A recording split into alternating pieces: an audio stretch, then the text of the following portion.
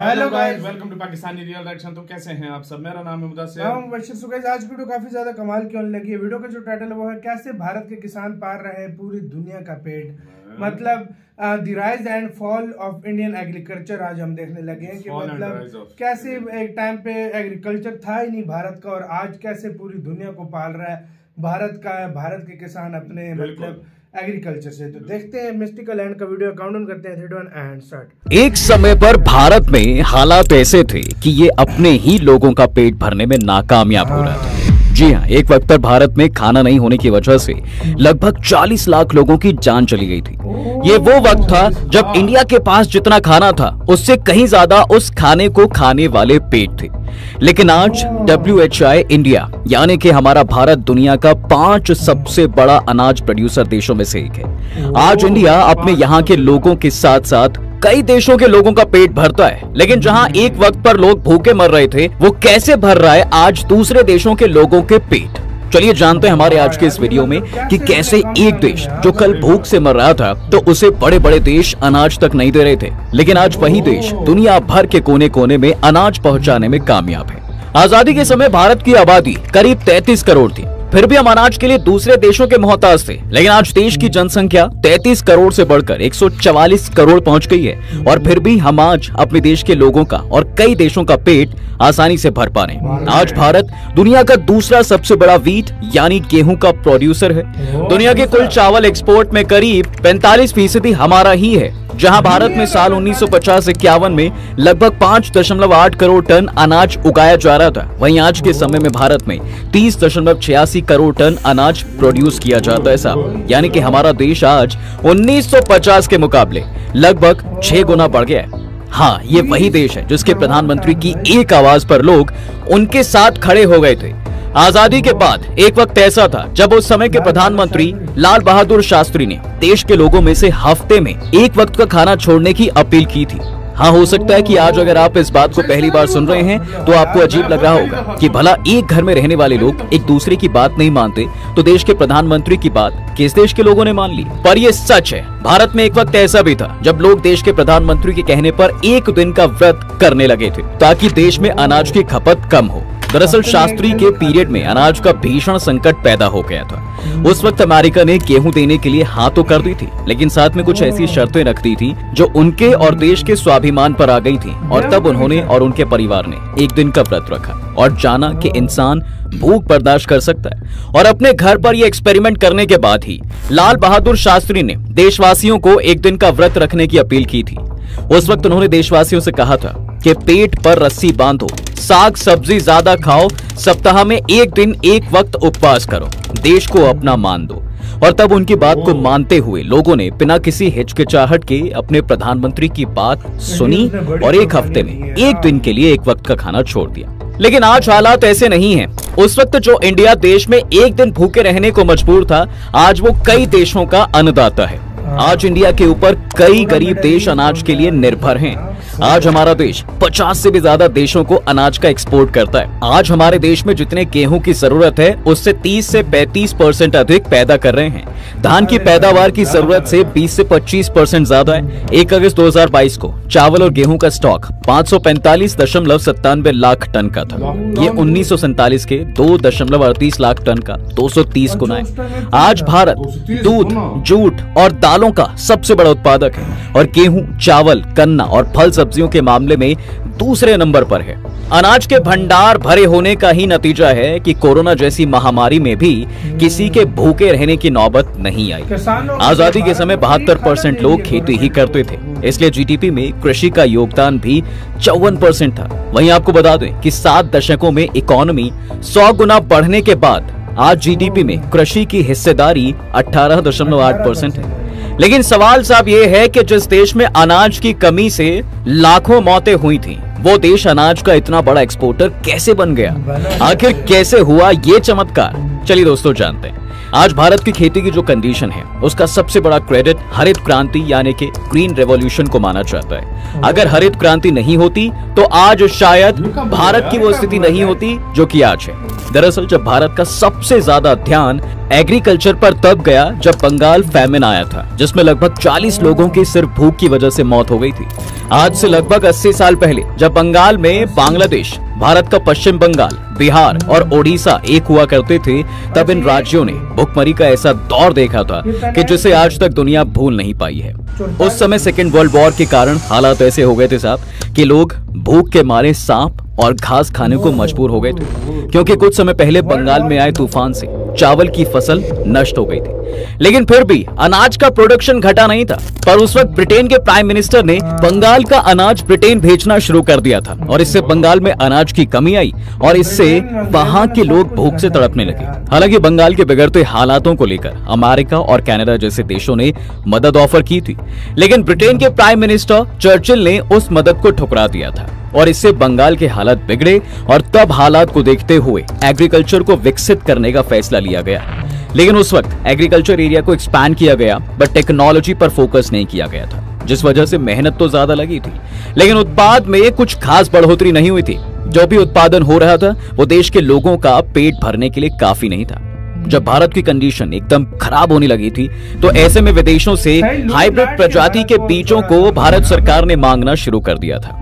इन बीजों से बड़े पैमाने पर उत्पादन हो सकता था और इसी वजह से ये बीज उच्च उत्पादकता किस्में यानी कि हाई यील्डिंग वैरायटी के नाम से जाने जाते थे। इन उच्च उत्पादकता किस्मों वाले बीजों के इस्तेमाल के लिए सबसे पहले साल 1960 से 1963 के दौरान 7 जिलों को चुना गया था, जो कि 7 राज्यों में फैले हुए थे।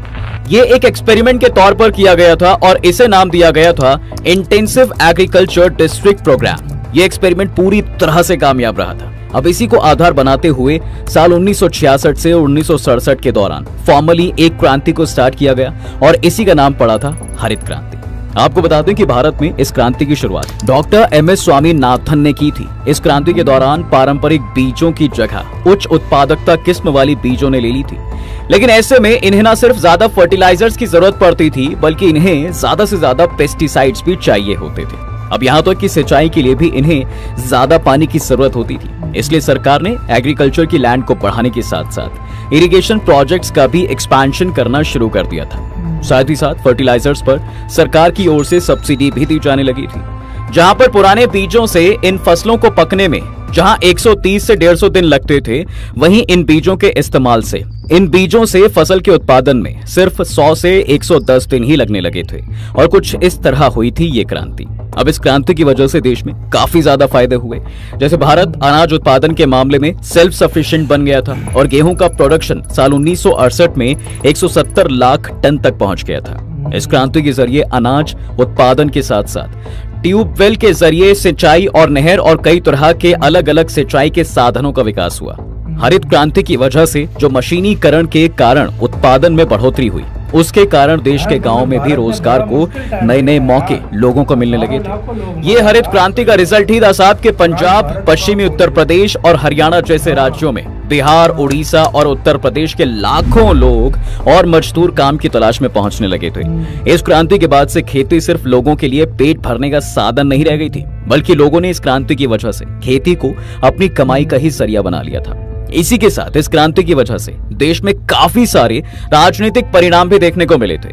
हरित क्रांति का एक बड़ा पॉलिटिकल कॉन्सिक्वेंस ये हुआ था कि पहले केवल ऊंची जातियों के लोगों का राजनीति में बोलबाला हुआ करता था, लेकिन हरित क्रांति के बाद से अब समाज के छोटे तबके लोगों की भी हिस्सेदारी राजनीति में बढ़नी शुरू हो गई थी और इस तरह से देश में किसानों के साथ साथ कृषि को भी एक अलग ही लेवल की पहचान मिली। और बस दोस्तों, तब से ही भारत दुनिया में अनाज के बड़े निर्यातक देशों में गिना जाता है। आज सरकार भी देश में किसानों के लिए कई सारी योजनाएं चला रही है। इसके साथ ही आज भारत में कृषि क्षेत्र में इन्वेस्टमेंट की रफ्तार धीरे धीरे बढ़ रही है। पिछले 8 साल में ही इस क्षेत्र में होने वाले निवेश में 56,900 करोड़ रुपए की बढ़ोतरी हुई है, जहां साल 2011 से 12 में 35,700 करोड़ रुपए का इन्वेस्टमेंट हुआ करता था। वहीं ये साल 2018-19 में ये बढ़कर 92,600 करोड़ रुपए का हो गया। इसके साथ ही खेती को एनकरेज करने के लिए कई योजनाएं सरकार की ओर से चलाई जा रही हैं। चलिए अब डालते हैं एक नजर उन योजनाओं पर। प्रधानमंत्री फसल बीमा योजना।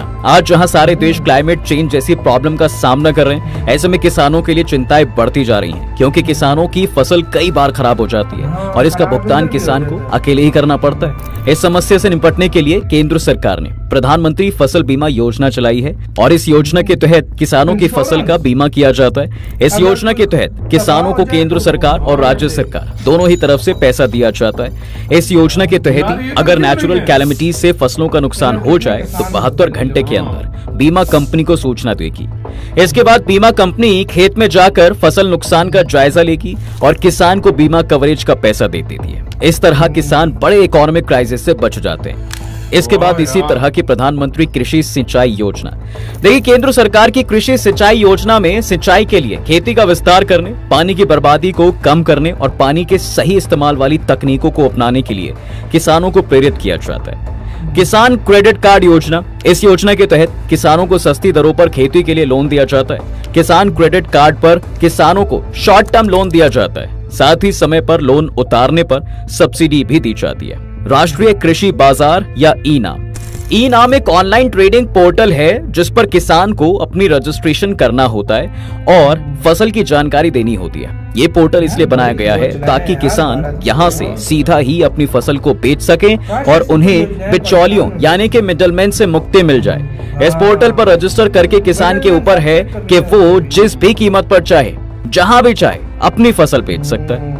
इसके अलावा दोस्तों, किसानों के भले के लिए और देश में खेती को बढ़ावा देने के लिए कई तरह की योजनाएं और चलाई जा रही हैं, जिनमें प्रधानमंत्री किसान उत्पादक संगठन योजना, राष्ट्रीय बागवानी मिशन, प्रधानमंत्री किसान सम्मान निधि योजना, पीएम किसान मानधन योजना जैसी कई और योजनाएं चलाई जा रही हैं, जो कि किसानों को आर्थिक रूप से और मानसिक रूप से काफी ज्यादा स्ट्रांग बनाती है। इस तरह दोस्तों, भारत में किसानों को और खेती को बहुत ज्यादा महत्वता दी जा रही है, जिससे हमारा देश लगातार कृषि क्षेत्र में तरक्की कर रहा है। आपकी इस वीडियो को लेकर क्या राय है? वैसे हमें हमारे साथ यार वीडियो खत्म क्या यार प्रॉमिसली बताऊं, जितनी भी योजना आई हुई है ना, इसमें अगर हमें 2-3% भी खासकर जो फसल तबाह हो जाती है, कभी बाढ़ आ गई, कभी क्या, अगर ये योजना अगर पाकिस्तान में भी आ जाए ना तो गरीब किसान का भला हो। इंडिया में देखो ना, एक टाइम पे भारत में लाखों लोग मरे थे और आज वो भी टाइम भारत ने देखा है। बिल्कुल। और आज का टाइम भी भारत देख रहा है, जहाँ पूरी दुनिया को 50-55 से ज्यादा देशों को भी मतलब खुला सप्लाई कर रहा है। और साथ में भाई मजे की बात ये, अपने 80 करोड़ लोगों को फ्री राशन पानी, मतलब 5 किलो चावल, 5 किलो गेहूं, 80 करोड़ लोगों को दे, मतलब ये 80 करोड़ लोगों को भारत के ये भी खाली मिलता है कि ये हर महीने एक बंदे को मतलब घी, चावल, गेहूं, ये सब मतलब ये फ्री मिलता है, दालें शाले। यार मैं इस बात पे हैरान हूँ। देखो यार, जो बात सच्ची है वो बोलनी चाहिए। इधर अगर किसान का नुकसान हो जाए ना, उसको पूछने वाला कोई नहीं है, लेकिन उधर बीमा निकाला जाता है, उसको रकम दी जाती है। कोई भी मसला हो, तेरा नुकसान हो जाए, वो फौरन, मतलब प्रधानमंत्री ने ऐसी बीमा सर्विस रखी है, फौरन देता है, जहाँ से स्टेट भी देता है, गवर्नमेंट भी देती है। क्या बात है, मतलब इससे बढ़कर और क्या होगा। और एक वो टाइम जिसपे भूख से लोग मरे थे, आज वो टाइम के जो है ना लोगों को भूख मिटा रहा है। सही बात है, इस बात से अंदाजा आपका क्या कहना है यार? सीरियसली ऐसी तो तरक्की यार, क्या क्या योजनाएं दी हैं यार गवर्नमेंट ने। ऐसे ही तो भारत के किसान आज खुश नहीं है। पहले भारत में बड़े पंगे होते थे, लेकिन आज किसान खुशी से और मस्त अनाज पैदा कर रहे हैं। बिजली और मजे की बात है, बिजली। हाँ, और भाई भारत के किसानों की मुझे एक चीज बहुत अच्छी लगी कि मतलब जहाँ पर मर्जी वो भेज सके, मिडलमैन वाला सीन नहीं है। यही तो बात है ना यार।